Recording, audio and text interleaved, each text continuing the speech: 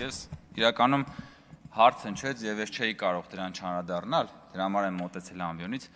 Նախ պարոն Դանելյան, ձեր դիտարկումների հետ համաձայն եմ, վստահության բարձրացման եւ այլնի, բայց Տիկին Խամոյանը էլի իրավացիորեն, երբ որ ասում է, որ օրինակ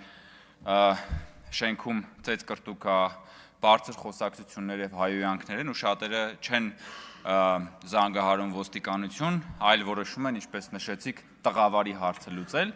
եւ դա իսկապես վատ բան է, որովհետեւ մենք մեր հանրային ընկալումների մեջ պետք է ձևավորենք իրավական պետության քաղաքացի լինելու կեցվածքը, բայց այդտեղ չեմ կարող էլի Տիկին Խամոյան ձեզ չհիշեցնել։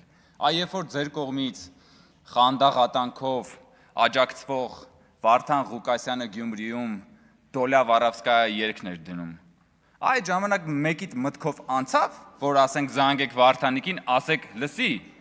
այդ տղավարի գողական, խուժան բաների վերջը մի հատ տուր, այս Հայաստանի երկրորդ քաղաքն է, թե ինչ է։ Հիմա որ ասում եք, որ այդ տղավարի բան ճիշտ եք ասում, բայց պիտի նաև այդ մեդալի մյուս կողմն էլ էլի նայեք, որ երբ որ ասենք